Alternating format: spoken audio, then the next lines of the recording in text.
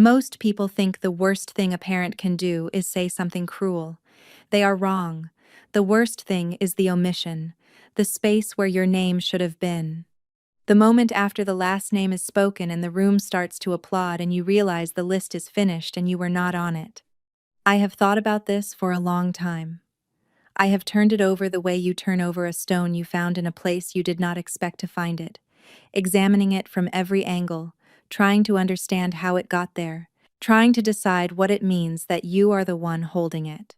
My name is Nadia Ose. I am 31 years old, and my father said every name at that table except mine. I want to start before the dinner. I want to start 12 years before, because the dinner did not happen in a vacuum, and I think you need to understand the ground it grew out of. The dinner was the visible part. The part above the surface. Everything underneath it had been accumulating for a long time, the way sediment accumulates at the bottom of a river slowly, invisibly, until one day the water shifts, and you can see what has been building there all along. My father's name is Edmund Ose. He is 63 years old. He spent 33 years as a structural engineer at a civil infrastructure firm called Haltern and Associates, which occupied the 14th and 15th floors of a glass building on the east side of the city. He was good at his job in the way that careful, patient men are good at things not with brilliance or innovation, but with precision and consistency. He checked his calculations twice. He kept his project files organized by date and by client in labeled binders on a shelf behind his desk that his assistant, a man named Peter Lowe, once told me were the most methodical files in the entire department. He arrived at 8:15 a.m. every working day for 33 years, which meant he was never the first person in and never the last, which was, I think, exactly where he wanted to be. He stayed at the same firm for 3 decades because he believed that loyalty was a form of integrity. He said this once, explicitly, at a dinner table when I was about 14, and Kofi had just switched schools for the second time. My father put down his fork and said that a man who kept moving was a man who had not yet decided what he stood for. He said it calmly, the way he said most things, and then he picked his fork back up, and the conversation moved on. He applied that belief unevenly, but I did not understand that until much later. There are 4 of us. My brother Kofi is 38. My sister Abena is 35. I am 31. My youngest brother Kwame is 27. We grew up in a 4-bedroom house on a street called Fenwick Crescent, in a suburb that was neither wealthy nor struggling, the kind of neighborhood where people mowed their lawns on Saturday mornings and argued about property, taxes at block association meetings, and drove their children to swim lessons without thinking very much about whether those children felt seen while they were doing it. My mother's name is Grace. She is 61 years old.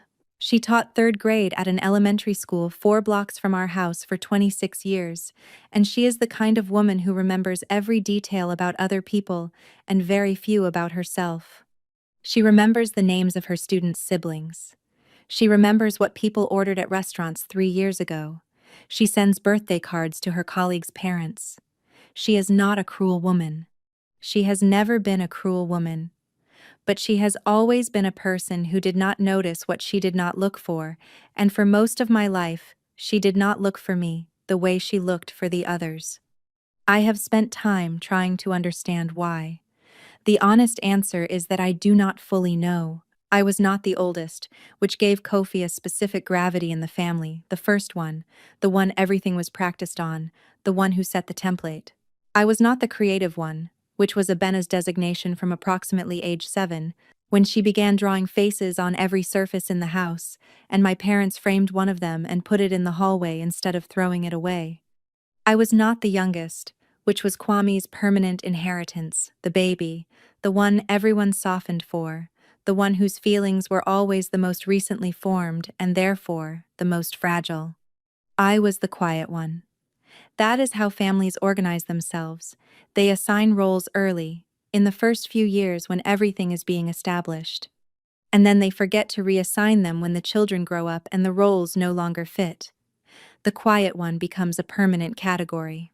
And the quiet one, I learned, is the one who can be relied upon precisely because she does not make noise about it. I was also, From the age of 19, the one who handled things. It started with my grandmother's medical paperwork in the autumn of my first year at university. Her name was Adwoa. She was my father's mother, 74 years old, small and precise and possessed of an opinion about everything she had ever encountered. She had a hip replacement in October of that year, a planned surgery, not an emergency, but the recovery and the paperwork that followed it were more complicated than anyone had anticipated. She was admitted to a rehabilitation facility called Crestwood Transitional Care, 20 minutes from my parents' house, and the discharge paperwork alone was 43 pages. My parents were overwhelmed. My father was in the middle of a large infrastructure project and working 12-hour days. My mother was managing her classroom and her own mother, who was unwell. Kofi was 26 and working at a logistics company and dealing with something in his own life that nobody talked about directly, but which everyone understood was significant. Abena was traveling. She had taken a year between her undergraduate degree and a graduate program, and she was somewhere in Portugal, I think, when this happened. Kwame was 15 and had no paperwork skills and was not expected to develop any. I drove home on a Thursday. Not because anyone asked me to. Because I looked at the situation and I saw what needed to be done, and I was the one who was available and capable, and that combination, I had already learned by 19, meant it was going to be me. I sat at the kitchen table with my grandmother's insurance documents and her discharge paperwork and a yellow legal pad, and I organized it. I made a list of every form that needed to be completed, every deadline, every phone number. I called the facility's patient coordinator, a woman named Bernice Ofosu, who had a tired voice and very precise information, and who appreciated, I could tell, that I was asking specific questions rather than general ones. I called the insurance company and navigated the automated system until I reached a human being named Marcus, last name not given, who walked me through the coverage structure for transitional care. I called my grandmother's GP, a Dr. Yemi Adeyemi, and confirmed the post-discharge medication schedule and had him send the written instructions to both the facility and my parents' home address. It took most of that Thursday and part of Friday morning. My father watched me work from the doorway of the kitchen at various points.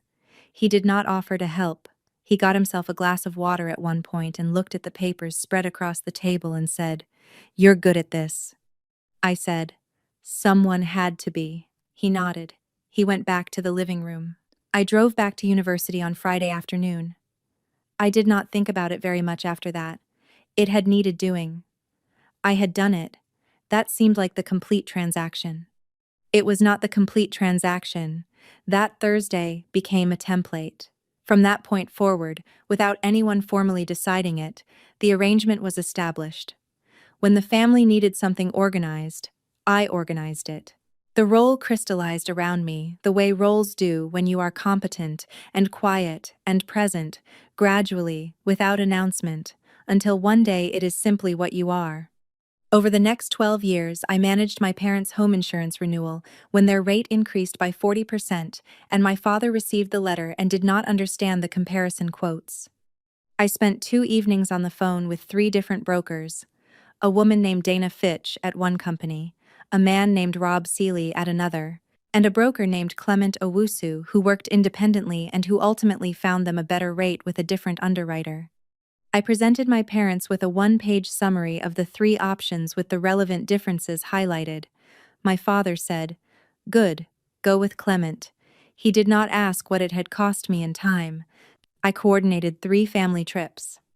A beach holiday when Kwame was finishing secondary school, 7 people, 4 rooms, 2 flights, dietary restrictions for my mother's new intolerance that required a separate conversation with the resort. A family reunion trip when my grandmother turned 80, which involved 11 people across 3 generations, a private dining room at a restaurant she had always wanted to visit, and a photo book I assembled from contributions that took me 3 weeks to chase from everyone. A long weekend for my parents' 35th wedding anniversary, which was Kofi's idea and which he enthusiastically proposed at a Sunday dinner and then contributed nothing to beyond a transfer of money when I told him the final amount. I handled my grandmother's estate after she died, 3 years before the retirement dinner. It was not a large estate, a small property she owned outright, some savings, some personal effects she had documented in a handwritten list that she gave me, specifically 2 years before she died. Not to my father, to me. I did not fully understand why at the time. I worked alongside a probate attorney named Martin Asare, who had an office on the third floor of a building near the courthouse, and who was thorough and unhurried, and who told me twice, across 2 different meetings, that I should consider a career in estate administration. I told him I had already chosen a career. I was a senior project manager at an architecture and design consultancy called Brennan Voss Partners. I had been there for 4 years at the time of the retirement dinner. My job was to manage the operational delivery of design projects from initial brief through to client handover, which meant budgets, timelines, contractor relationships, client communication, risk registers, change management, progress reporting.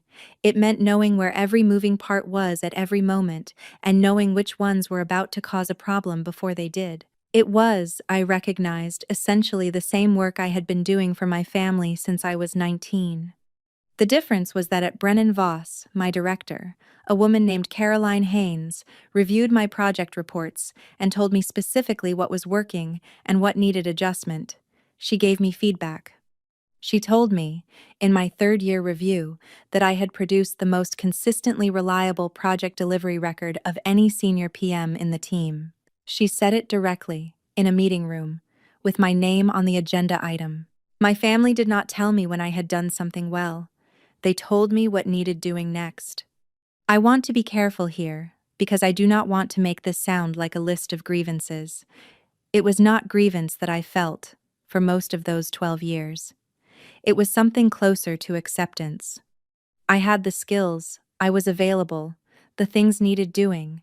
There is a kind of satisfaction in that, in being the person who can see what needs to happen and make it happen cleanly. I will not pretend that satisfaction was not real.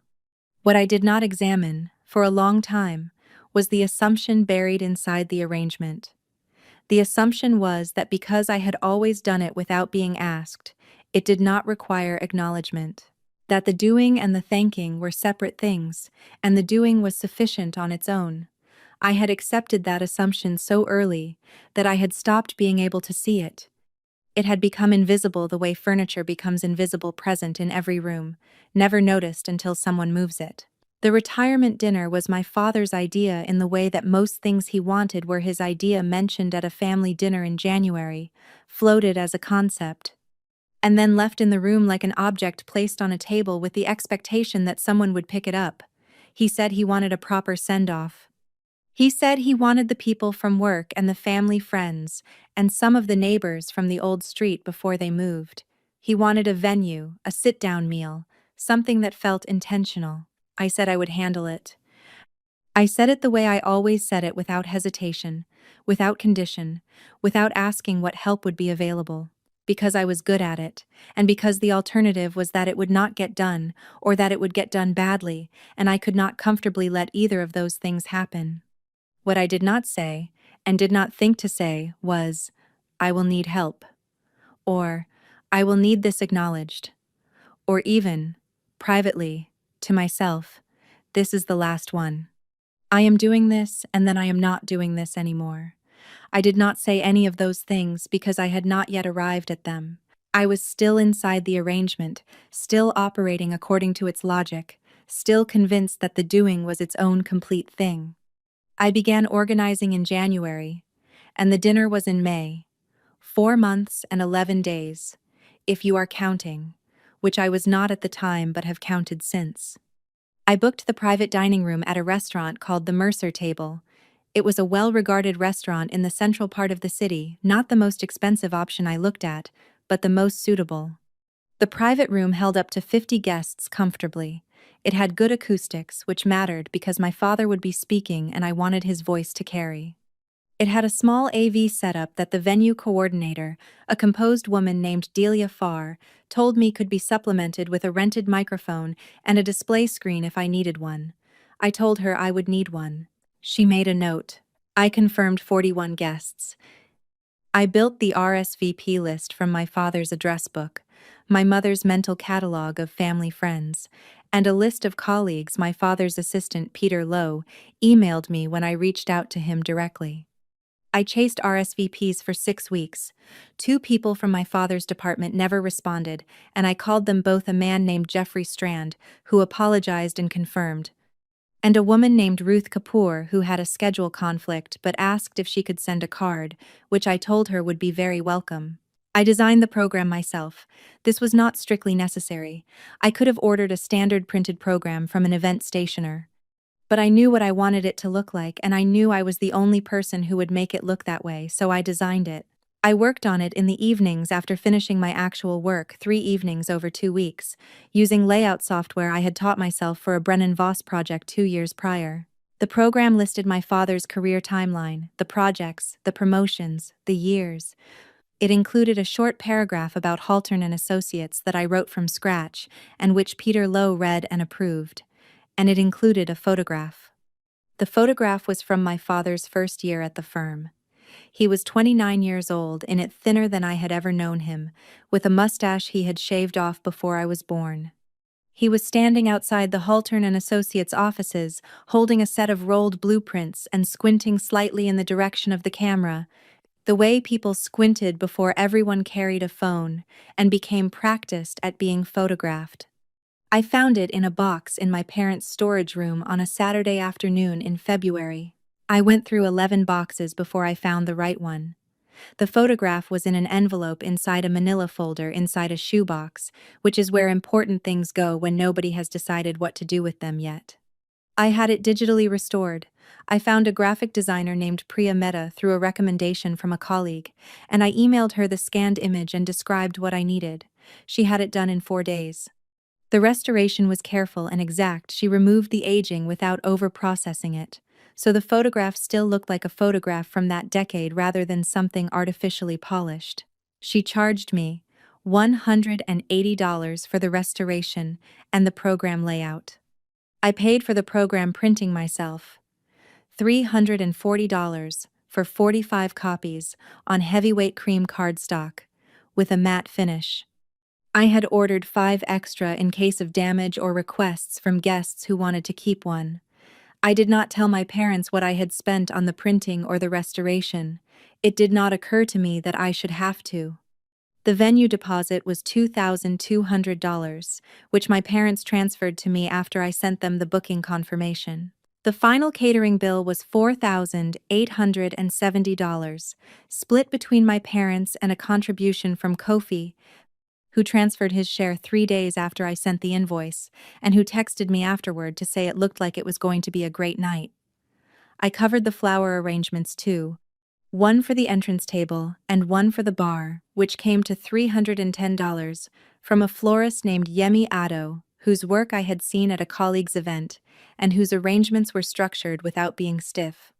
I covered the AV rental, $195 for the microphone and the display screen and the cable setup that Delia Farr's team would manage on the night. My total personal expenditure on my father's retirement dinner, not including the 4 months of planning time, $845. I did not add it up until later. Until much later.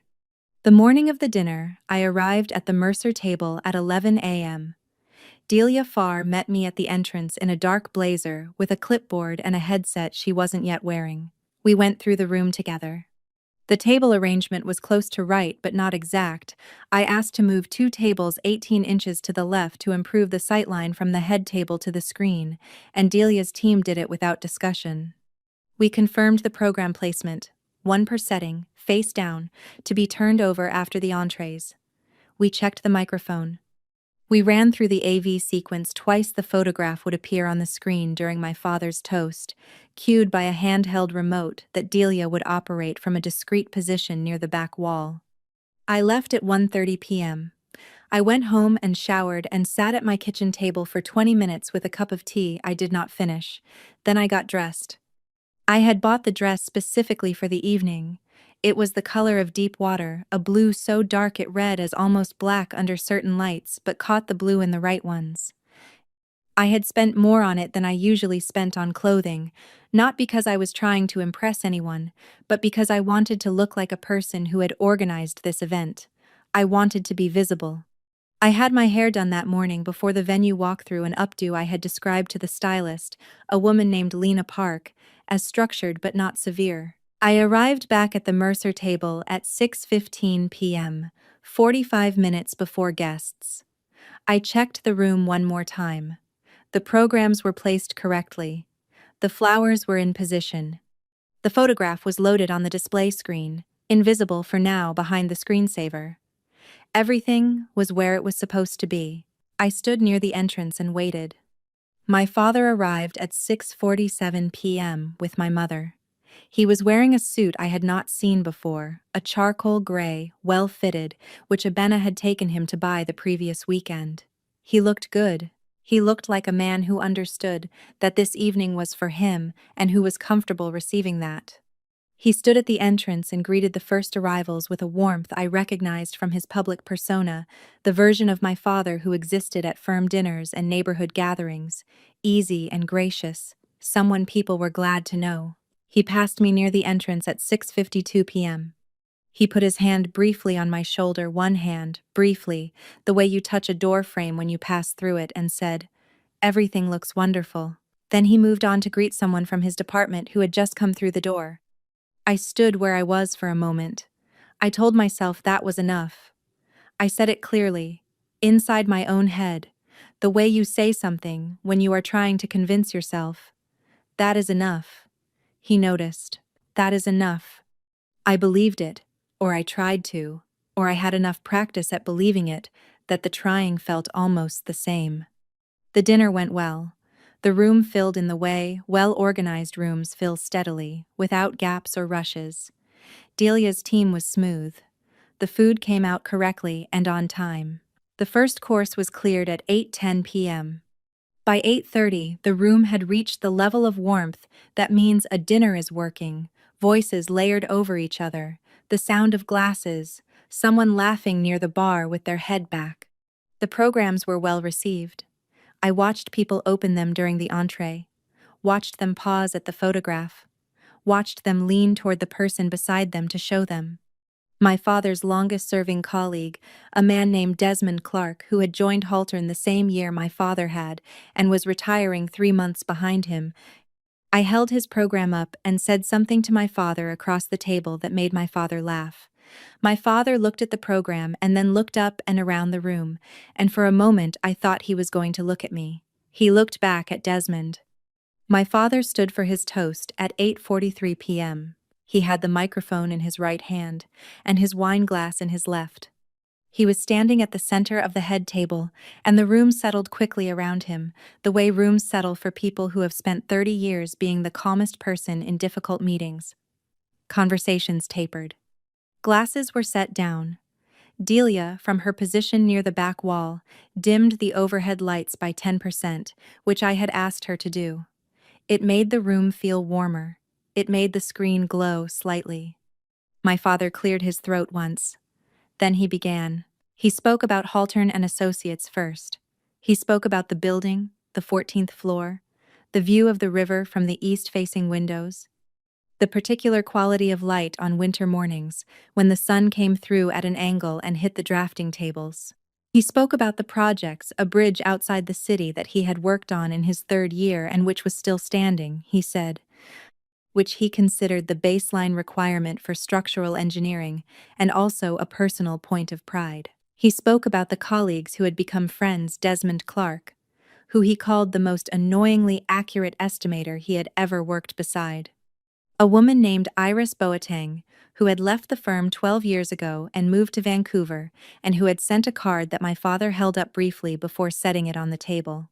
A younger engineer named Sam Petrov, who had joined the firm 7 years ago, and who, my father said, reminded him of himself at that age, which he meant as a compliment, and which Sam received with visible appreciation. He spoke well. He was not a performative man, and the toast was not performative. It was specific and sincere and unhurried, and I could see people listening in the way people listen when they believe what they are hearing. Then he spoke about family. He looked at my mother first. He said her name, Grace, and his voice changed slightly when he said it, the way voices change when they arrive at something true. He said that 38 years of marriage had taught him that the right person beside you made everything else possible, that he had never made a good decision without her in the room, even when she was not physically in the room, because she was always in the room in the way that mattered. The room made a sound, the warm collective sound of people recognizing something real. Then he turned to the table. He named Kofi. He said Kofi had shown him what it looked like to lead with integrity, that watching his oldest son become a man of his word had made him proud in a way he did not have adequate language for. Then he named Abena. He said Abena had shown him that a full life required boldness, that she had walked into every room she had ever entered, as though she had every right to be there, and that he hoped she never stopped. Then he named Kwame. He said Kwame had shown him that it was never too late to become something new, that his youngest son's willingness to begin again, more than once, without apology, had taught him something about courage he had not expected to learn at 62. Then he raised his glass. "That's everyone," he said. "Thank you all for being here tonight." The room raised their glasses. 41 people. The sound of crystal. Someone said, "Here, here," near the bar. I did not raise mine. I want to describe what happened in my body in that moment as precisely as I can, because I think precision matters here and vagueness would be a kind of dishonesty. There was no sharp pain. It was not dramatic in that way, not a wound, not a shock, not the feeling of something breaking. It was more like a sound cutting out. A frequency you have been hearing for so long that you stopped registering it as sound, stopped registering it as anything, and then suddenly it is gone, and the silence where it was is the loudest thing in the room. I had been on that list my entire life. Not explicitly, my father had not stood up at previous dinners and enumerated his children, but I had been on the internal list, the one every parent carries. The accounting of who they see and who they are grateful for, and who they would name if someone handed them a microphone. I had assumed, without ever examining the assumption, that I was on that list. That 31 years of showing up of paperwork and insurance calls and RSVPs chased in boxes in storage rooms, and $845 of my own money and 4 months of evenings was a record that existed in my father's mind the way it existed in mine. It did not. Something in me went very still. Not calm. Still. The way a building goes still in the moment before it settles, that specific, weighted, total quiet. I set my wine glass down on the white linen. The base of the glass made a small sound against the table, a short, clean sound that I do not think anyone around me heard, because the room was still in the noise of the toast, glasses clinking, the warm murmur of approval. I reached behind my chair and picked up my bag. The black leather tote I used for work, structured, silent. It made no sound. I stood up. I did not make eye contact with my mother. I did not look at Kofi, or Abena, or Kwame. I did not look at my father. I walked toward the exit the same way I had walked through every room I had ever organized with purpose and without drawing attention, because I had spent a long time learning how to move through spaces without disturbing them. The room was occupied with itself. Someone was laughing near the bar. Delia was making a note on her clipboard near the back wall. I walked through the lobby of the Mercer table. The carpet in the lobby was dark green, thick, the kind that absorbs footsteps. I walked through the front door. The night air was cold for May, the kind of cold that arrives in the evening in early summer before the season has fully committed. I stood on the pavement outside and looked at the street for a moment. A car passed. Someone walked by on the opposite side with a dog. Everything was ordinary. Then I walked to my car, which was parked in a structure 2 blocks away, the one I had noted during the venue walkthrough that morning, because I had known I would be arriving early, and I had wanted to know exactly where I was going when I needed to leave. I pulled out of the structure at 8:51 p.m. I drove home. I did not play music. I parked in my building's underground lot and sat in the car for a while, not because I was waiting for something or composing myself, but because I was not yet ready to be in a lit room. The underground lot was quiet. A fluorescent light on the far wall buzzed at a frequency just below conscious hearing. I sat there until 9:04 p.m. Then I went upstairs. I changed out of the deep water dress and hung it carefully in the wardrobe. I put the kettle on. I stood at the kitchen window while the water heated and looked at the city, the lights across the mid-distance, the particular orange of the sky above the buildings. I made tea. I sat at my kitchen table in my own clothes, with my own mug, in my own kitchen, and I drank the tea slowly, and I did not answer my phone. My mother called at 9:31 p.m. I watched the screen. I did not answer. Kofi called at 9:44 p.m. I did not answer. Abena sent a message at 10:02 p.m. It said, "Where did you go? Are you okay?" 3 words, then a question mark, then 3 more words. I read it. I set the phone back on the table. My father called at 10:19 p.m. I watched his name on the screen for the full duration of the ring, 12 seconds. I counted without meaning to. Then it stopped. Then I set the phone face down on the table and finished my tea. I went to bed at 11:30 p.m. I slept. I want to tell you what happened in the days and weeks that followed, because I think this part is the most important part, and it is the part that gets left out of most stories like this one. The dinner was a single night. What came after it was a decision made slowly, in increments, without drama, the way the most consequential decisions usually are. I did not return calls that first week. Not from anger, though anger was present, a clean, quiet anger, the kind that does not burn but holds its temperature steadily. I did not return them because I needed to sit inside what had happened long enough to understand what I actually wanted. I had spent 12 years operating from within an arrangement I had never examined. The toast had forced me to examine it, and I needed the examination to be complete before I spoke to anyone. What I did not want, I discovered, was to absorb this the way I had absorbed the other omissions. And there had been other omissions, smaller ones I had reclassified and explained away and released because releasing them was easier than naming them.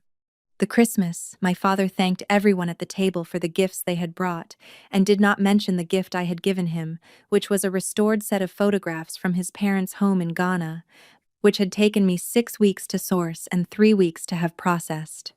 The Sunday dinner where he told my mother the house looked wonderful and did not mention that I had spent the previous Saturday helping her reorganize the kitchen and repaint the shelving units. The birthday card he signed every year in my mother's handwriting because she was the one who remembered and bought and wrote, and he was the one who added his name at the bottom. I had let all of those go. I had filed them in the same place I filed all the unreturned effort, in a place I did not look at very often, behind the more immediate task of whatever needed doing next. I was not going to let this one go. What I did want was harder to name, and I needed help naming it. The person I called was a colleague named Sasha Brennan, no relation to the founding partner of the firm, who was a senior architect at Brennan Voss, and who had known me for 3 years, and who had a specific quality I valued. Above most others, she did not rush to conclusions. She let things be complicated for the amount of time they needed to be complicated. We met for lunch on a Thursday, 2.5 weeks after the dinner. A restaurant near the office, a small Italian place called Corvo that we went to sometimes when a conversation needed to happen somewhere that was not a conference room. She ordered a salad and a sparkling water, and she listened to the full account without interrupting the 4 months, the programs, the photograph, the $845, the shoulder pat at 6:52 p.m., the toast, the drive home, the tea. She listened to all of it. When I finished, she was quiet for a moment. She moved a piece of her salad with her fork and then looked up. She said, "What do you think he thought he was doing?" I had expected her to tell me what she thought. That was not how she operated, and I knew that. But I had still expected it, because I had been inside the story for 2.5 weeks, and I wanted someone to tell me what it meant. Instead, I had to answer the question. I said I thought he had not been thinking about me at all. Not consciously, not with intent. The oversight was not the product of a decision, it was the product of a habit. A habit so old and so thoroughly embedded in the structure of our family that it had become invisible even to the person practicing it. I was the one who handled things. The handling was assumed. And things that are assumed do not get named. She nodded. She said, "And what does that mean for you?" I said I thought it meant I needed to stop being invisible in the same ways. That I had been purchasing belonging with invisible labor for 12 years, and the purchase had never actually cleared. I had been paying into an account that did not have my name on it. She said, "So what changes?" I sat with that question for the rest of the lunch, and for several days afterward. It was the right question. Not what do you feel, not what will you do to them, but what changes. The forward-facing version. The one that required me to take responsibility for my own participation in the arrangement, not just to assign blame for everyone else's. What changed first was the practical arrangement. I wrote an email to my mother, not a text, not a phone call, an email because I wanted it written and dated and unambiguous. I drafted it 4 times over 2 evenings. The first draft was too long and explained too much. The second draft was too short and explained nothing. The third draft was the right length but the wrong tone. It read like a resignation letter from a job I was furious at, which was not the register I wanted. The fourth draft was 214 words. It said that I would not be available to coordinate family events or manage administrative tasks for the foreseeable future. It said I was well. It said I needed time and that I would be in touch when I was ready. It did not say why, because the why was mine and I was not ready to hand it to anyone. My mother forwarded it to my father and my siblings within the hour. I had anticipated this. Kofi called me at 7:43 p.m. the same evening. He said he did not understand what was happening. I told him I would explain when I was ready. He said that was not fair to the family, that people were worried, that my parents were upset, that whatever had happened at the dinner we should be able to talk about it like adults. I told him I understood that. I told him I would be in touch. He was not satisfied. I did not require him to be. Abena came to my apartment on a Saturday morning 12 days after the email. She did not call ahead. She rang the buzzer at 10:23 a.m. and I let her up because she was my sister, and I was not at war with anyone in my family. I was simply no longer willing to be at war with myself on their behalf. She sat at my kitchen table.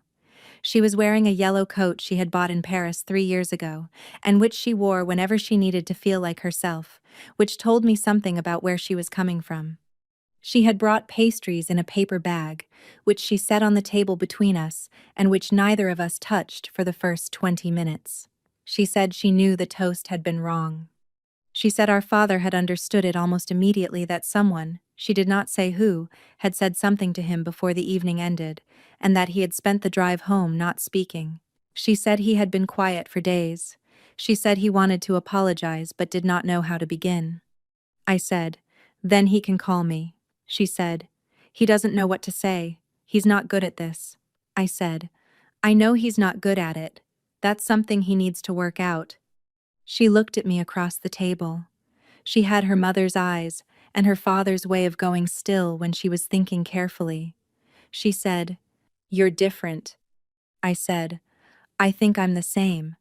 I think you're seeing me differently because I'm not doing the thing I usually do." She said, "What thing?" I said, "Making it easier for everyone." She was quiet for a moment. Then she reached across the table and picked up one of the pastries and took a bite. And I took one too, and we sat there for another 40 minutes talking about other things, her work, a trip she was planning, a man she was seeing who she described with the specific carefulness of someone who did not want to jinx it. When she left, she hugged me at the door with both arms, the kind of hug that means something, and I hugged her back the same way. My father called on a Tuesday evening, 11 days after Abena's visit. I was at my kitchen table with a set of project documents. I was reviewing for a client presentation the following morning. A hospitality renovation on the west side. A detailed brief that needed a complete budget reconciliation. My phone lit up with his name at 8:37 p.m. I answered on the third ring. He said, "Nadia." Just my name.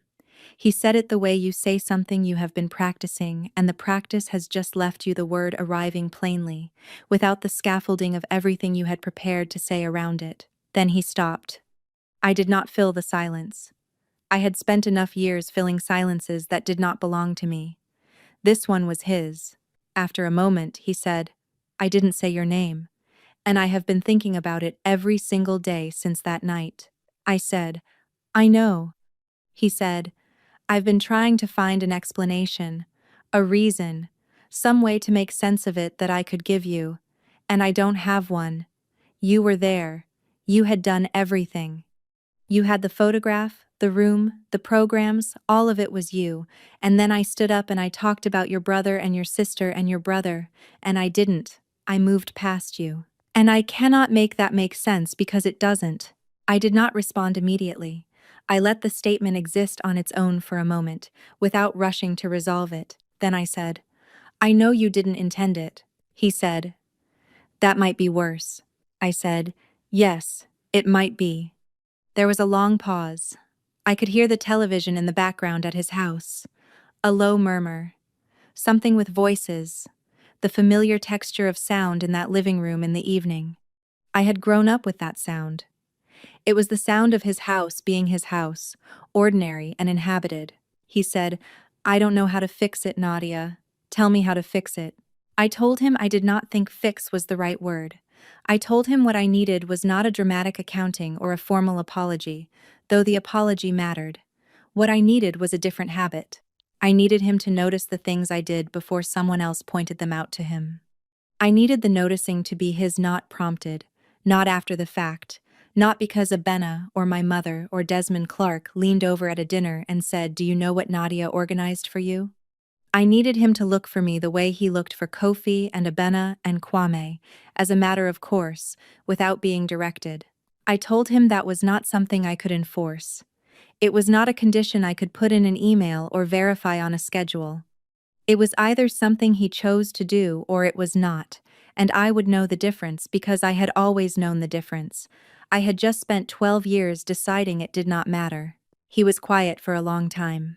Then he said, I can do that. I said, I hope so, Dad. Not I believe you. Not I forgive you. I hope so. Because hope was the honest thing. Belief required evidence I did not yet have. The call was 22 minutes long. When it ended, I sat at the kitchen table for a while, with my phone face up in front of me. The project documents were still spread around it. The budget reconciliation was still unfinished. I looked at the numbers for a moment without reading them. Then I made tea, and finished the work, and went to bed. I returned to the family dinners in September, 4 months after the Mercer table. The first one was a Sunday lunch at my parents' house. No occasion, no marking, just the ordinary rhythm of a Sunday. I drove over in the early afternoon. I arrived at 1:15 p.m. My father was in the kitchen when I came in. He was making jollof rice, which was my mother's domain almost exclusively. She had been making it the same way since before I was born. And he had watched it happen several thousand times without ever making it himself. The kitchen smelled of tomatoes and Scotch bonnet, and the specific warmth of a pot that has been on low heat for a long time. He looked up when I walked in. He took me in for a moment, my coat, my bag, the fact of me standing in his kitchen doorway. He said, the traffic on the Pembridge, was it heavy? A small question, a specific question, the kind of question that says, I was thinking about your route before you arrived. I was thinking about what your morning looked like. I was thinking about you before you walked in.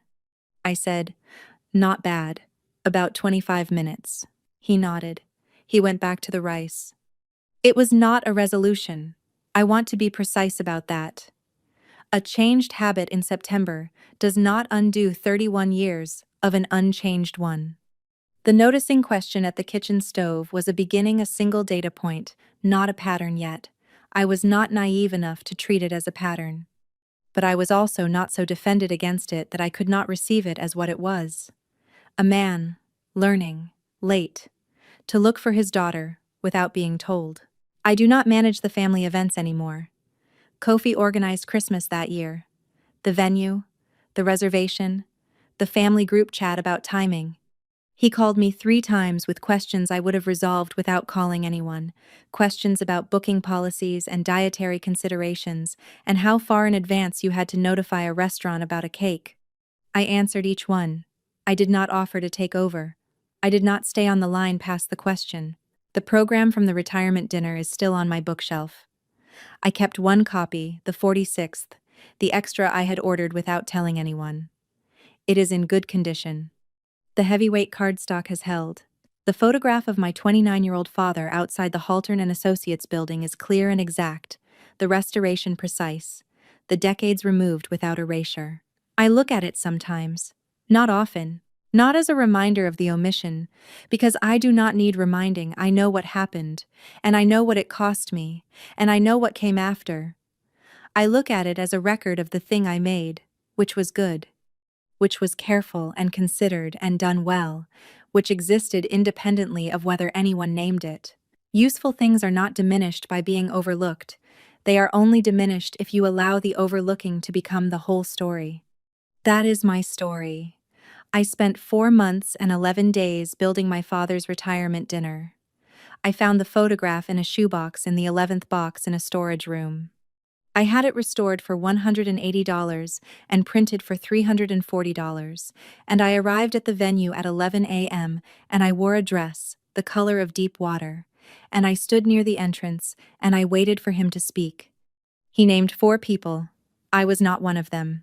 I set my glass on the linen, and I picked up my bag, and I walked out through the lobby and into the cold May night, and I drove home, and I made tea, and I sat at my own table, in my own kitchen, and I began, for the first time in 12 years, to ask myself what I actually wanted.